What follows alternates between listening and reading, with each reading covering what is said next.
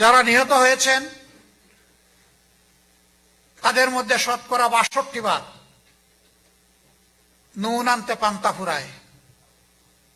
দিনের রুজি দিয়ে দিনে খাবার সংকুলান হয় না, এরকম পরিবারের সন্তান, এরকম পরিবারের সদস্য।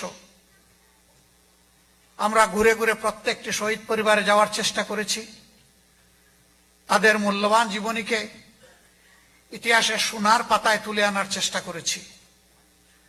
12 খণ্ডের শহীদ স্মরণিকা তৈরি হয়েছে।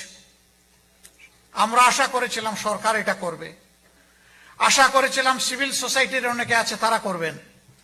কেউ যখন এই ব্যাপারে হাত দিলেন না, মহান রবের উপর ভরসা করে আমরা হাত দিলাম। 12 খণ্ডের স্মরণিকা তৈরি হয়েছে এবং 4টি ভাষায় আমাদের ওয়েবসাইটে সমস্ত কিছু আপলোড করে দেওয়া হয়েছে, সারা বিশ্বের মানুষ যেন দেখতে পায়।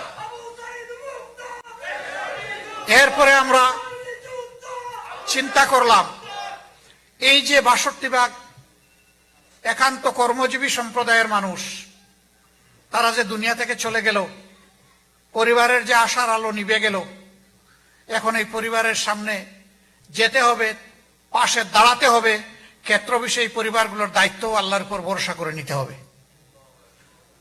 আমরা আমাদের সীমিত সামর্থ্য নিয়ে ছুটে চলেছি, গিয়েছি, সান্ত্বনা দিয়েছি, সাহস জুগিয়েছি। তাদেরকে বলেছি, শহীদ হওয়ার বড় আকাঙ্ক্ষা ছিল, আল্লাহ তো আমাকে নিল না, আপনার পরিবারের একজনকে নিয়েছেন।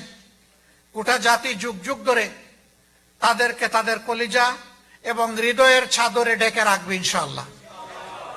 এক সন্তান আপনারা হারিয়েছেন, 18 কোটি মানুষ হিসাবে আপনারা সন্তান হিসাবে আপনাদের পাশে পাবেন ইনশাআল্লাহ। এই ধরনের গালবোলা বলি শুধু আমি বলি না, অনেকেই বলে, কিন্তু বলার পরে সবাই ভুলে যায়। আমরা তাদেরকে বলেছিলাম, আমাদের মুখের কথা নয়, এটি আমাদের বুকের কথা, এবং আমরা প্রমাণ দেব ইনশাআল্লাহ। আমরা কি প্রমাণ দিতে পেরেছি শহীদ পরিবারগুলো তার সাক্ষী। কিন্তু এতেও মনে করি না যে আমরা আমাদের দায়িত্ব পালন করে উঠতে পেরেছি। আমরা মনে করি সারা জীবন তাদের মাথায় যদি আমরা হাত বুলাই, আমাদের মতো তাদেরও যদি আল্লাহর পক্ষ থেকে খাদ্যের যোগান দেওয়ার চেষ্টা করি, তাদের সন্তানদের যদি শিক্ষার ব্যবস্থা করি, তবুও জাতি হিসাবে তো অবশ্যই, দল হিসাবে তাদের ঋণ পরিশোধ করা আমাদের পক্ষে সম্ভব নয়। কিন্তু তারপরে আমরা ফিল করি যে আমাদেরকে সর্বাত্মক চেষ্টা করতে হবে।